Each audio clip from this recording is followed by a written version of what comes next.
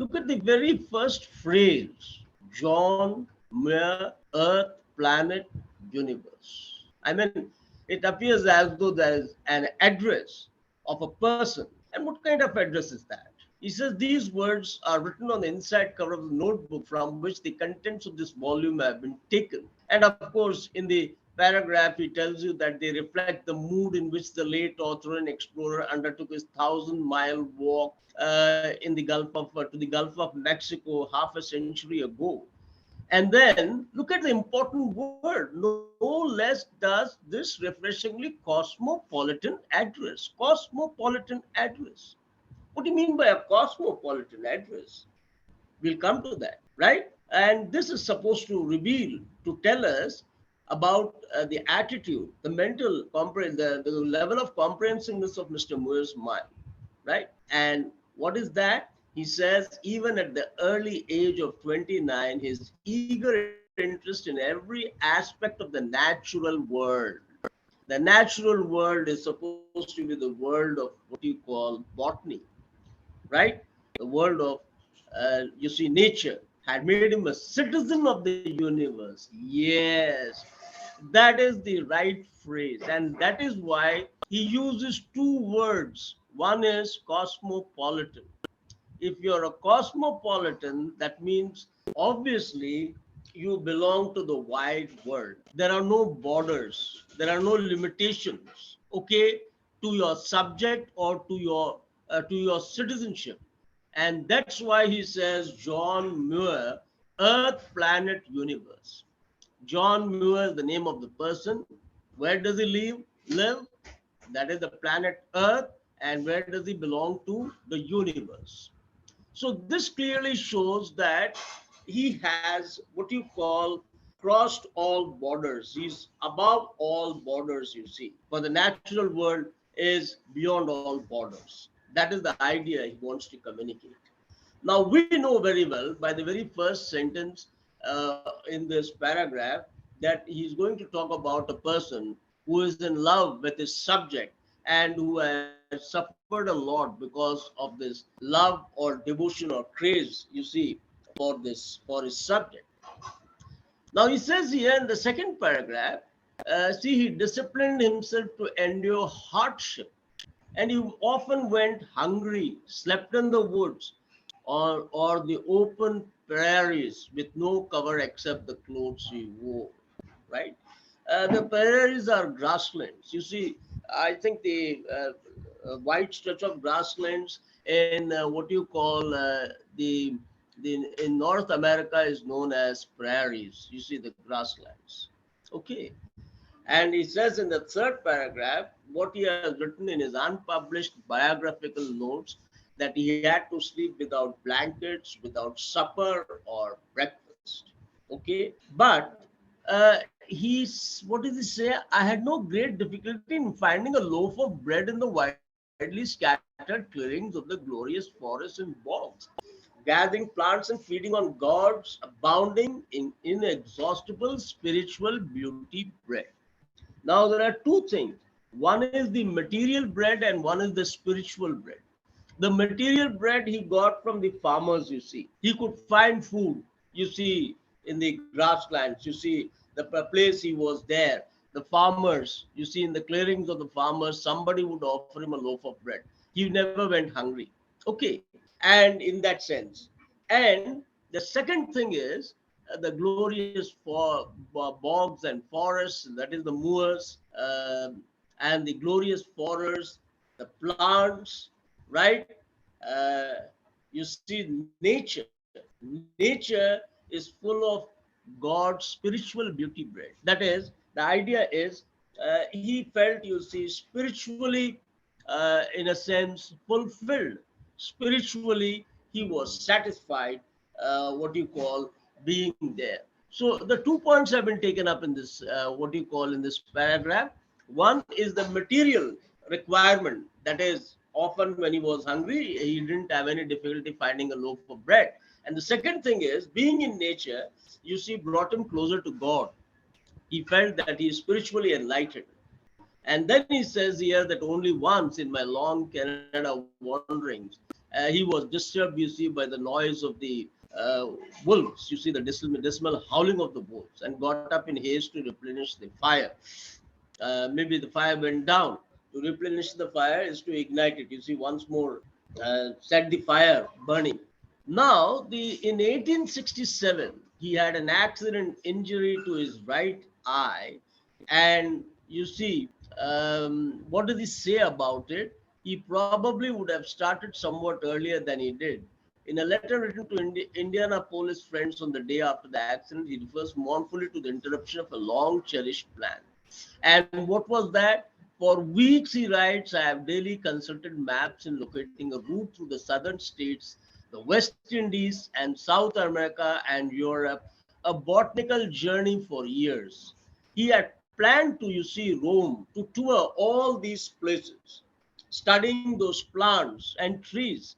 But alas, I am half blind. My right eye, trained to minute analysis, is lost, and I have scarce heart to open the other. Somewhere, sometime, he seems to have lost interest because of an injury, you see, to his right eye. And his plans, you see, they were a little astray because of that injury.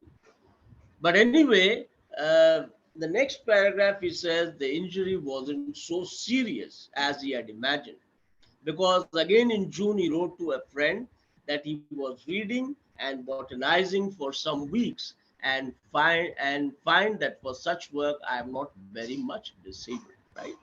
Botanizing means that is carrying out his botanical research. So, in an account written after the exertion, he says, I was eager to see Illinois prairies on my way home, so we went to Decatur near the center of the state. Thence means from there. That is from Decatur. I botanized 1 week on the prairie about 7 miles southwest of Pecatonica. To me, all plants are more precious than before. My poor eye is not better nor worse. A cloud is over it, but in gazing over the widest landscapes, I am not always sensible of its presence. Right? That's because of the injury to the eye. It appears to be a little blurred, and he's not always sensible of the presence of the landscape. So, in summary, you saw what he's talking about. He first declares himself to be a cosmopolitan citizen. He belongs to the entire world. He expresses his love for nature, and he says he has never been hungry because while roaming around, he has always been provided with a loaf of bread, and he might have endured a lot of hardships, you see, at the beginning, but he somehow disciplined himself. And then he talks about the injury to the right eye and what he suffers because of that. But anyway, he carried on with his work. Okay, let's look at the first question. Uh, John Muir, Planet Universe. Muir wrote in his notebook because. Why did he write that? Why? I explained the whole thing to you. That is, he is a man without borders, right? That's why it is the earth planet, it is the universe. His love for his subject is beyond borders. So the answer should be number 3. His love for botany went beyond borders. Now I can take the next question. Which of these uh, did John Muir have no great difficulty in doing? Well, the answer is finding food among the farmers. That is the correct answers, because he had no difficulty in what he called finding food. You can't say eating regularly every day. That is incorrect. Sleeping without blankets. That's not correct. Chasing wolves. That's a little facetious. So the correct answer is number 1. How did the experience with nature affect John Muir? Um, I mean, obviously, how did it affect him with nature? Now, how did it affect him? I pointed out there are two kinds of fulfillments. One is the material fulfillment that he got a loaf of bread, and the other is he felt spiritually fulfilled being in nature. That is the correct answer, number 1. Don't say he became a better botanist Or don't say he felt successful after collecting rare plants. Does the passage mention anything of this kind? He enjoyed the breeze in the glorious forest. No, the passage doesn't mention all these things. He felt spiritually fulfilled. That is the correct answer. Let's come to the next question. According to the passage, in what way was Muir affected by his injury? His eyesight was affected, but he was able to carry on. That is what the passage says. The gist of the passage says that in spite of that injury, he was carrying on with his work. The injured eye healed very slowly, right? You can look at this, what you call the last but one paragraph. He wrote to his friend, I have been reading and botanizing for some weeks and find that for such work, I am not very much disabled. That is, he was carrying on with his work. He wasn't disabled, you see, to that extent that he couldn't work, right? When Muir said that he botanized, he meant what? I mean, he meant that what do you mean by botanizing? It's obviously a question on vocabulary. And the answer, of course, is he studied plants in their natural habitat. That is the answer. If you botanize, you study plants in their natural habitat. That's all. Which of these sentences is not true? And the answer lies in the last sentence of the what do you call paragraph, of the last paragraph. There was a cloud over the landscape he traveled. That is not true. Because look at what he says, my poor eye is not better nor worse. A cloud is over it. The cloud is over the eye, not over the landscape. Yes, look at this sentence. It came as a shock to me that my friend had lost he had built carefully over the years when in a moment of madness he lent all of it to his neighbor. I mean, it is a shock to him. Okay, it is a shock to him. And his friend had lost something he had built carefully over the years, and he was mad enough. Perhaps he was mad that lent all of it. Lent what? You lend money. Okay, you generally lend money, and you lose money. If you lend it to someone, then you lose money. So now you have to go for the correct option. And the correct option is number one, which is nest egg. And nest egg is an idiomatic usage here. It means, you see, your savings, the money that you keep in store, that is nest egg. That is the meaning. I mean, the others can't fit in. You can't say that, you see, it's a great shock if you lend nests and eggs or bird's nest or nestled eggs, right? It doesn't make sense. But nest egg means your savings, the money you had saved for future. That is nest egg. So the answer is number one. During the debate, when the minister appeared to be vague, look at the clue. There was a debate. The minister was vague. That is, he was unclear about his stand on the controversial energy project. His opponent asked him, his opponent asked him to what? And declare outright if the government would go ahead with the project or not. He wanted a clear answer. Will the government go with the project or will it not? So the opponent, when he said this, the blank should have a phrase which illustrates, you see, the vagueness of the minister, the controversy, and the outright answer that is required. So it should be cut to the chase. Cut to the chase means to come to the point, to stick to the point. You see, some people have the, what you call, the habit of beating around the bush. But here is to come to the point, to stick to the point. The other phrases, they aren't what you call idioms. They are just, you see, collocations. You saw what a farce is. A farce is a low comedy. A cheap type of comedy is a farce. You see, comedy is there, of course. You know what a comedy is. A farce, you see, is supposed to be a low type of comedy, you see.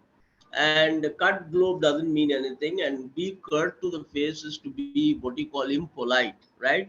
So that is a literal meaning. If you're curt with somebody, you see, you are impolite with that person. So it should be cut to the chase. Okay. It is irritating when co-workers dismiss your ideas as worthless and later, look, present those very ideas as their own. So, I mean, he has given you the meaning. You have to look for the phrase now. I mean, if you dismiss somebody's ideas as worthless, useless, right? And then uh, you try to preempt somebody's attempt, right? You try to imitate somebody else's ideas, first dismissing their ideas, and then you imitate their very ideas and you say they are your own. What is the phrase for that? So, the correct answer is steal your thunder. Steal your thunder means what you do is you win praise for yourself. You win praise for yourself by preempting somebody's attempt to impress, right? It cannot be steal your credit because steal your credit doesn't mean anything here. Uh, Steal your gloating. You see, we don't, I mean, we can't say steal your gloating. What does it mean? It wouldn't mean anything. It would mean if you gloat over someone, what you're doing is you are actually what you call getting pleasure over the other man's failure. That is gloating, you see. So you can't steal gloat. So they are just, you see, phrases that have been made imaginatively. They don't mean anything, right? Yes, steal your crown could be something different because steal your crown sometimes can mean by force in somebody else's power. You see, if you abrogate power, you say he stole the crown, right? So the correct answer is steal your thunder. The next one, before the start of the meeting, I am on the latest developments. So let us examine each one of them. If I say I am taking you through, then you can't have on. So that is incorrect. You can't say I am taking you through on the latest development. That is ungrammatical. Okay. I am going to share on. That is ungrammatical. You simply share. You don't share on. Yes, you can share on the YouTube. You can share on somebody's number, but you can't share on the latest development. You can share something, but you can't share on. The next one is going to be explaining on. You can't say explaining on. You explain something directly. So the correct answer is going to bring you up to speed on latest developments. Now, what does that mean? It's an idiomatic phrase. Going to bring you up to speed on. What does it mean? It means to give all the latest information on something. That is the phrase here. Okay. The next one, despite statistics to prove that there was a slowdown in the economy of the country, the professor was. Now, of course, this is what you call a statement that is opposed to each other because the use of the word despite. Despite statistics proved there was a slowdown in the economy of the country. The professor had a different view. Now, if the professor had a different view, that means the professor was in denial about it. That is, he refused to accept it. In denial, right? You don't use the word protest. That would be the misuse of the word. There's nothing to protest against. The professor simply denies that, well, there wasn't a slowdown. So you can't say in protest or in shock. And of course, in affirmation cannot be there because the sentences are opposed. You see, the clauses are opposed to one another by the use of word of despite. After the unearthing of relics at the archaeological site, relics are old things, ancient things that are found. You see, when there are archaeological excavations, they might find statues, they might find coins, and they're all relics. You see, the historian was asked to the significance of the discovery. That's a very simple phrase. We generally say the was asked to what? To throw light on, right? To throw light on the significance of the discovery. That is, throw light on means to explain, to expound. So you can't have shed meaning on. If you shed meaning, then there are no meanings, right? You can't say turn light on. That means literally you say turning the light on, or you can't say focus meaning on. That is incorrect, right? You can say focus on. The pharmaceutical company hired a consultant to supervise a task force studying lower salaries as to their effects on employees' morale. Now, as to their effects, that is ungrammatical language. So what you do is you recast. Number one says hired a consultant to supervise a task force, and the consultant studying what the effects lower salaries would have on employees' morale, right? Employees' morale. You see employees as an apostrophe and then it has a morale. Okay. Yeah. The studying the effects of lower salaries on employee morale. Now, there is a needless omission of the apostrophized employees. So I don't think number two is correct. Number one is correct.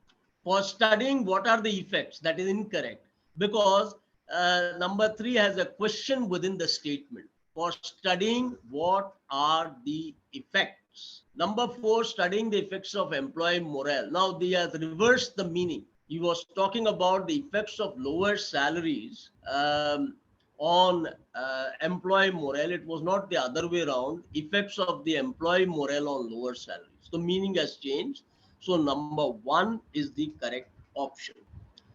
Besides offering physiological rewards such as toned muscles, when regular karate is practiced, the body can be turned into a dangerous weapon. I'll just tell you quickly, besides offering physiological rewards such as toned muscles, when regular karate is, now we don't have a subject of this sentence. The statement is dangling. You see, it's a dangling clause. Besides offering physiological rewards such as toned muscles, there should be a subject after that. There should be a subject like he or she or karate or whatever it is. You can't have when you can't have when there, right? I'll give you another example. You say besides offering him bread and butter, we offered him some milk also. You see, we offered him. So the mistake is, you see, the subject has to be properly placed. Now let us look at it. Suppose you say one can turn the body into a dangerous weapon through karate if it is practiced. Now it's very strange. If you use one, that means the physiological you are offering physiological rewards to yourself, such as toned muscles, and you are not offering. One is not offering. It is something else which makes your muscles, which tones up your muscles, and that is karate. It's not yourself. So you can't say one. If you say besides offering physiological rewards such as toned muscles, one can, that's wrong. The body can be turned, that's again wrong. The body cannot be the subject, right? And third one is incorrect, that's wrong. When the fourth choice is correct. Fourth is correct because it is karate which offers you toned muscles, right?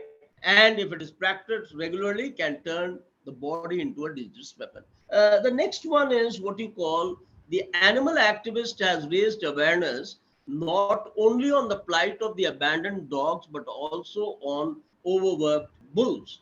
What exactly is the mistake here? The mistake is the word plight. The word plight. Plight is a bad condition. He says not only the bad condition of abandoned dogs, but also on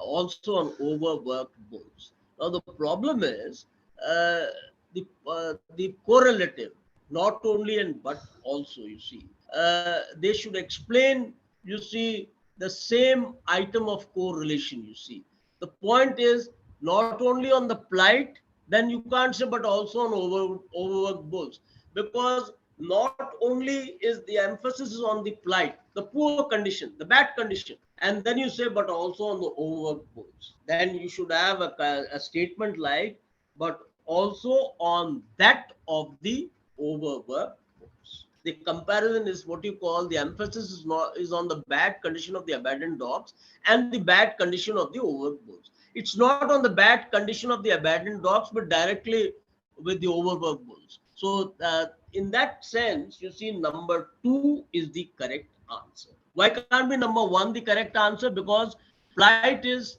what you call singular, and then he says on those. you see, but also on those. So that is incorrect. Number three, the plight of not, the plight of, he has deleted, you see, not only. So the sentence becomes ungrammatical, you see, in number three.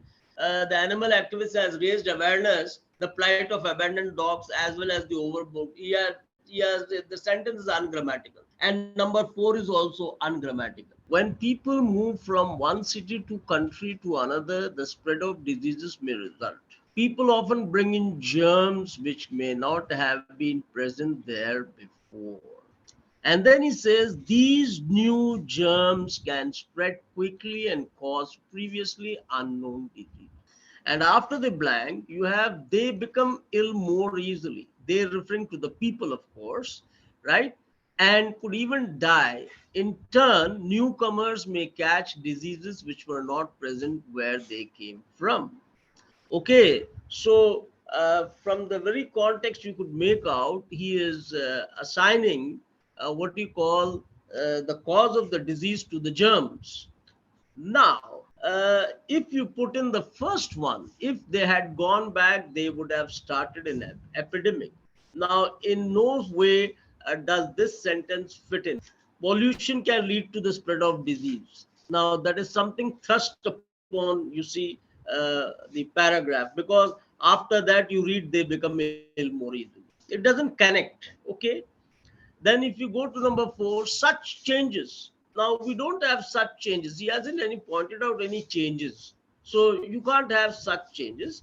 The only thing is, number three, if a germ is completely new to a region, people have no protection against it, and then they refers to the people. So this fits in very well. So the answer should be number three. Right. The next one, Summer, a young man from a village in Tripura, is a social media star who hopes to make it big as a model and actor. While his minute-long videos are very popular, his series titled "Who Wore It Better" showcases his creative side. He uses a variety of filters and visual effects to improve his videos. So now you have got so many keywords, you see, it showcases his key side, right? And he uses a variety of filters and visual effects to improve his videos.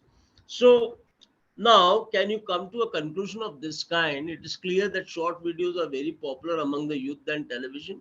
No, he's not talking about that. He's not talking about the popularity of short videos in television. He's talking about a young man with limited opportunities in his environment, and how he, you see, is struggling against the odds in his village. So, number one cannot be the correct answer.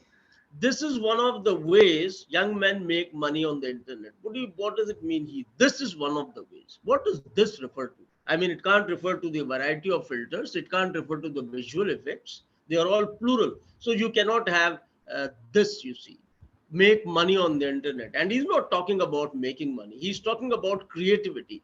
He's talking about what he call the creative side.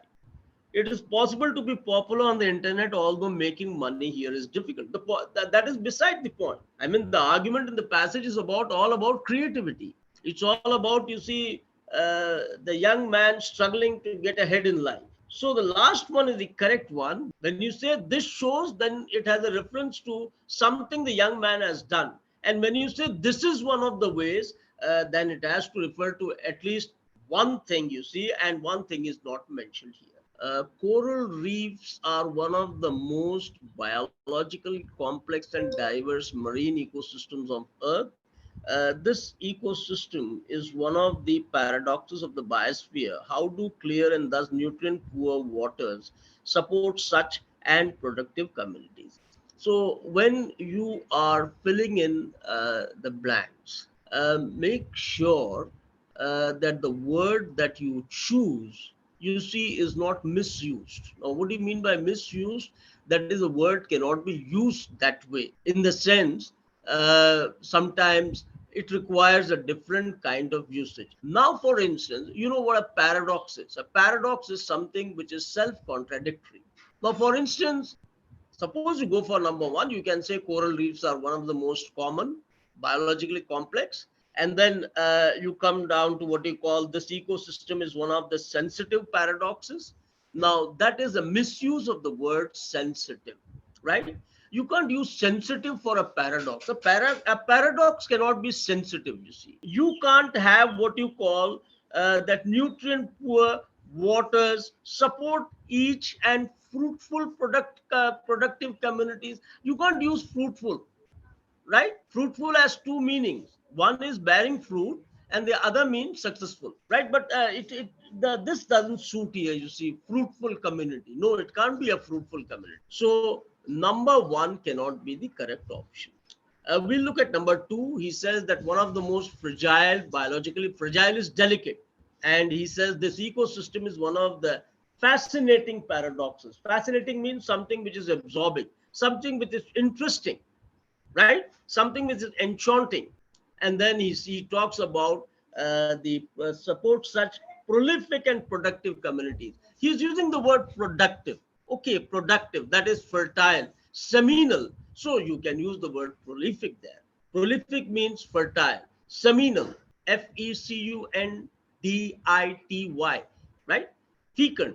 So number two is the correct option. But we'll examine quickly why number three and four cannot be the correct option. You say that one of the deep biologically complex. Now, one of the deep, how can you say one of the deep biologically complex? It cannot be. And then you say that it is one of the strange paradoxes. Okay, it can be a strange paradox, right? But then you cannot talk about such exuberant. What do you mean by exuberant? Exuberant is full of life. Do you mean to say the organism there which produces the coral, you see, which forms into reef, you can talk about the zest, the zeal, the exuberance of that, what you call organism? No. And then if you go for number four, you say is one of the most frail. Frail means weak, okay?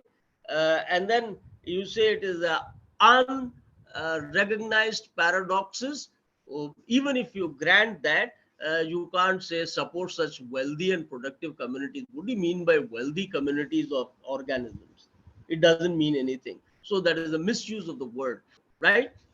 You look at it and you say, if you say it is a coincidence to live in a land without prejudice, okay, even if you say that, then it's wrong. I mean, it cannot be simply a coincidence. You see, you're living in land without prejudice, even with all the technological advancement and economic growth, right? There are still millions who live in war zones where life every day is filled with adventures. Now, what does that mean?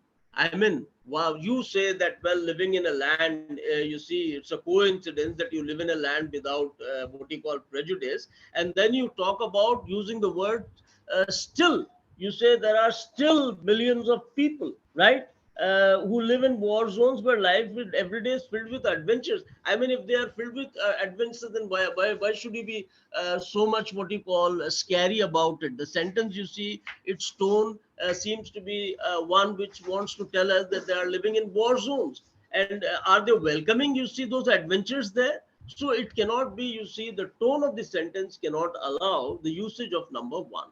Yes. Number two, you can say it is a privilege to live in a land without bigotry. You know what bigotry is? Bigotry is a kind of, you see, unreasonable and what you call baseless, you see, sticking to a belief or to a notion and spreading that, you see, that is a bigotry. It could be loosely, it could be a kind of fanaticism, you see, bigotry, a similar word. And so you could say that it is really a privilege to live in a land without bigotry. Even with all the technological advancement and economic growth, there are still millions of people who are living, you see, in war zones, and their everyday life is filled with terror. So now you've got two opposing ideas. The two opposing ideas are, I mean, it is a privilege to live in a land without bigotry, without prejudice, without bias, right? It is a privilege because you have millions of people living in war zones. You see, in spite of all this technological advancement, right? And they are always, you see, their lives are filled with terror. So the correct option is number two, right? And then if you go for number three, If you say it is lovely to live in a land without pride, it doesn't. What does that mean? A land without pride. Every land you see, every country prides itself, you see, on being a country, and therefore you see number three cannot be the correct. And then if you say it is a punishment to live in a land without hate, now that defeats the very purpose of the sentence, you see, the theme of the sentence. So that cannot be the correct answer. The next one, the ability to, okay, the ability to and a cohesive team is particularly critical in high-tech firms where the landscape uh, where the landscape can shift dramatically in the face of disruptive technologies. Okay, if you say the ability to mentor and keep a cohesive team is particularly where the, and the third one is where the sustainable landscape can shift dramatically in the face of disruptive technologies. You cannot say a sustainable landscape. That is the misuse of the word, right? Something which is sustainable is something which can be supported, you see, can remain supportive, you see. That is sustainable. The next one, it is ability to shape and guide a cohesive team is particularly critical in high-tech firms where the competitive landscape can shift dramatically in the face of disruptive technologies. Number two can be the correct answer, right? Yeah, because the words are correctly used. It is say the ability to drive and maintain a cohesive team. And then he says where the tectonic landscape can shift. Now, tectonic is a misuse of the word. You see, the word tectonic, it is more or less a word that is used in geography. Or it relates to what you call the building or construction. You talk about a tectonic quality. The next one is the ability to involve and manage a cohesive team is particularly critical in high-tech terms where the green landscape can shift dramatically in the face of disruptive technologies. I mean, where does the point of green come here? You see, when he's talking about all that shaping and guiding or mentoring or keeping or driving or maintaining, you see, the question of the green landscape shifting, you see, doesn't arise. Cool-headed and rational, Joe Enchua is a talented and driven anchorman who commands as well as demands respect. After to get elected as a news director, he aims to his job as the top news anchor to increase his of being elected the next year. Now, cool-headed and rational. Okay, that is the adjectives we have for the person. After happening to get elected, happening is misused here. I mean, you can't use happen after happening. So number one is ruled out. After failing to get elected as a news director, he aims to return to his job and increase his chances of being elected the next year. Number two can be the correct option. Okay. If you go for number three, after hoping to get elected as a news director, he aims to upgrade his job as the top news anchor to increase his certainty of being elected the next year. Now, if you say after hoping to get elected as news director, then what's the point in saying that the certainty of being elected next year? I mean, this is redundant. The meaning of the sentence is defeated. So you can't use this number three. And then you say after going to get elected as a news director, he aims to give us his job as the top news anchor to increase his luck of being elected next. That is wrong. Going to get elected, after going to get elected, how can you say that? So that is wrong. And then the use of the word luck, you see, that is misused. Increase his luck of being elected next year. So the correct option is number two. And if you say a collective investment fund, that is CIF, also known as a collective investment trust, right, is a group of, if you say number one is a group of, if you say number one, diverse accounts held by a bank or trust company, the financial institute discounts assets from individuals and organizations to conceive a single larger diversified portfolio. You see, number one, the first word diverse could be right, but number two, you can't say the financial institution discounts assets from individuals. That is misuse of the word discount. Okay. And number three is now conceive. To conceive a single larger diversified portfolio. It doesn't say much by using of the word conceive. So number one is wrong.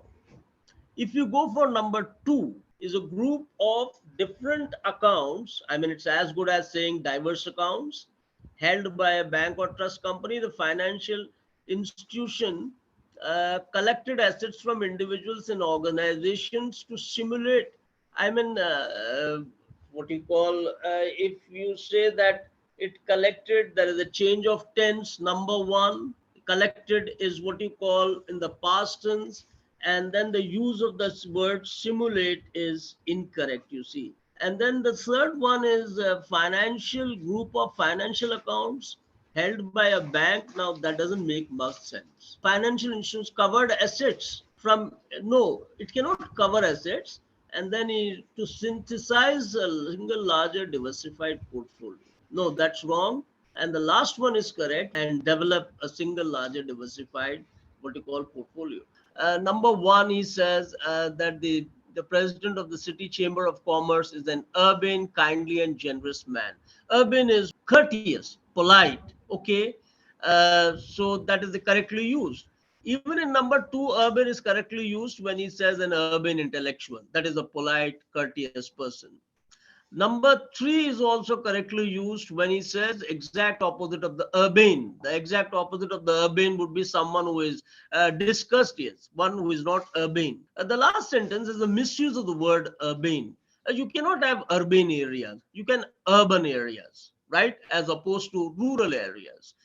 Urban is referring to what you call the city. In number 24, you have the young scientist, you see, and the word that he's using is, it was a simple but ingenious solution. Ingenious is clever, skillful, right? So my friend is an ingenious cook. That is clever, skillful. That's correctly used. Okay. Now, the third one, the young man lost all his savings because he was rather ingenious to believe. No, if he was very clever, then he wouldn't have. So that is a misuse of the word. It should have been ingenuous. It should have been ingenuous. You see, ingenuous means reticent, innocent. So the correct the answer is number three. And the last one, you see, children are very ingenious when it comes to, that is, children are very clever when it comes to excuses for not completing their work. The next one, after several rounds of meeting, the city council passed an ordinance. That's correct. An ordinance is what you call an authoritative order. You see, that is an ordinance, a decree, an edict, a DECR a decree, an edict. You see, that is an ordinance, right? The second one, as per a royal ordinance, that is correct. It's correctly used. Military aircrafts can be used to carry a wide variety of ordnance. No, it's not a wide variety of ordnance. The I should be dropped. It should be only ordnance. ORDNANCE. The I should be deleted. And what does ordnance mean? Ordnance is weapons. You see, military weapons, mounted guns, artillery, that is called ordnance. And the last one, the people protested a city ordinance that all parks must be closed by 9 p.m. So there was an order which said that all parks must be closed by 9 p.m. The people protested against that order. The next one, you have the word altogether. Okay, it is a pleasure when we are all together for a meal at home. Now, this all together, there are two words, and it means in unison. In unison, united. You see, collected at one place, right? That is what it means when, that is what it means when you use it at two words. Okay, right. Her son is not interested in watching movies, which is not altogether a bad thing. Now that is incorrect usage of the word altogether. You should have with a single L and a single word altogether, which is not altogether, which is not entirely, which is not in toto, right? A good thing. The 300 guests sat all together in the large dining hall of the hotel. That's a correct sentence. The facilitator asked the participants stand up all together, right? that is collected together in unison. So the correct answer is number 2. The next one is 27. The sickness of a family member can affect. Can affect means can influence the lives of everyone at home. Okay, that's used as a verb. Kerala was affected by severe flood. That is, it was impacted, influenced by severe floods. Taking this medicine for a prolonged period can have severe after effects. That is wrong. It should be after effects. EFFECTS. The popular star was not a natural actor. His style was rather affected. Now here means affected means pretended. The last word affected means pretended. You see, you can't begin this sentence with however. I mean, if you had already stated something before, then you can say however. And then the third one, their release. What are you talking about? Their release. Whose release? And then you say most of such films. That is incorrect. You haven't stated anything before. So the first one should be number 2. An indie film. An indie film refers to an independent film made outside a major studio system. Okay, you know what an indie film is. Indie films are films that are made outside the studios. They are uncharacteristic, you see, uncharacteristic film. They don't spend much money. So the next sentence in keeping with this would be most of such films are low budget films. Indie films are low budget films produced and distributed by small companies. Okay, so it should be 2 and then 4. The first idea is they refer to independent films, they are low budget films, and they are distributed by small companies. And then 3, their release is also limited to a few screens, although there have been films with a wide release. Their refers to what you call such films, their release. And the last one should be number 1. However, that is an opposing idea. So that's why you have 2, 4, 3, 1. Let's come to the next one about the mental illness. He says mental illness continues to struggle for recognition. If you look at it very carefully, so poor health in spite of the existence of Mental Health Act 2017. The data reveals. Now, you can't start the sentence with the data reveals because you haven't talked about any data there. Okay.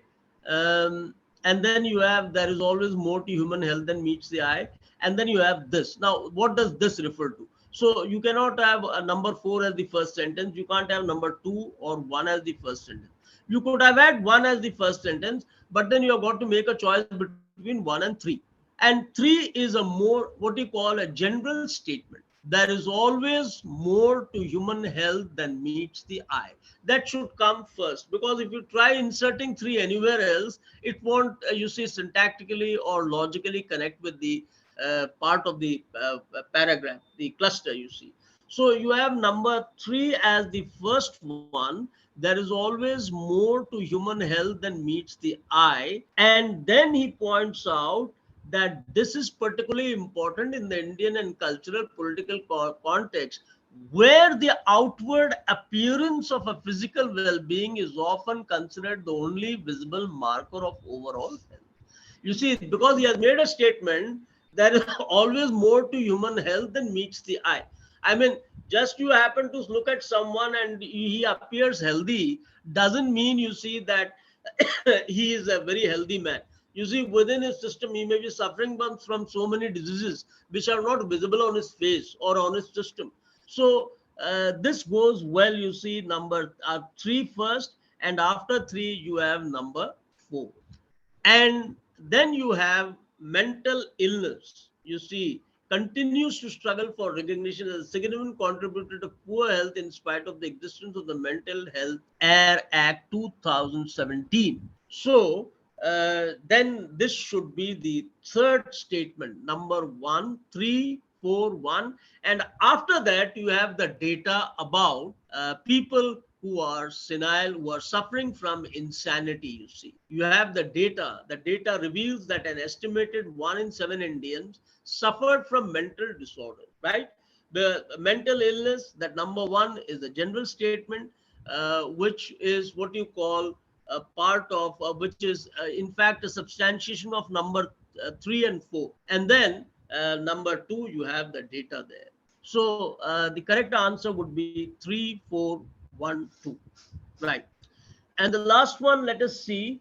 This one, you have. It was felt that the major polluters had a moral deliver on agreements. Okay, it starts with it, but then I told you once that we have to be very careful when you're starting a sentence with it. It depends on what is the meaning that is being communicated, right?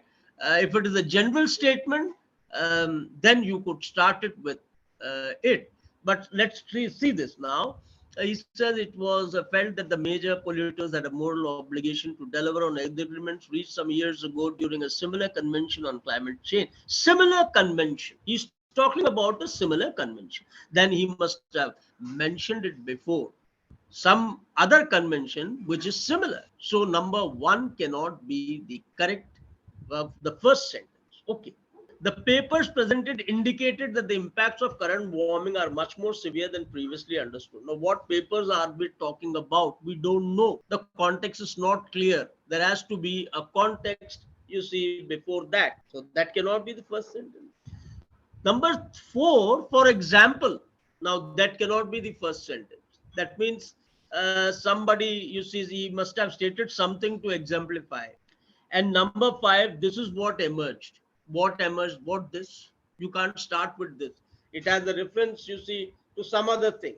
So, in the given circumstances, in the given, context, the first sentence should be number 3. It appears that the planet's ability to adapt to and cope with how it is being treated is framed, right? Right. And then you say, for example, the acceleration of the sea level rise and ocean warming and increasing risks of reaching limits to adaptation. He gives you an example about this, what you call adaptation. See, you have the ability to adapt and reaching limits to adaptation. You have to connect the, and the point he has made that the planet's ability to adapt to and cope with of is being treated is framed. Okay, so this is what. So it should be 3, 4, 5. At a recent conference attended by the largest scientific, what you call, community on climate science. Now, of course, you, in a conference, you read papers. You discuss and you read and discuss papers. So 2 should come there. The papers presented indicated that the impacts of current warming are much more severe than previously understood. There are 2 things. One is the climate warming, and in number 5, you have the scientific community on climate science. And the last one is it was felt that the major polluters had a moral obligation to deliver on the agreements reached some years ago during a similar convention. During a similar convention. Yes, a similar convention, the convention that was similar to the one, you see, that is mentioned in number 5, right? A recent conference. So the final answer should be 3, 4, 5, 2, 1.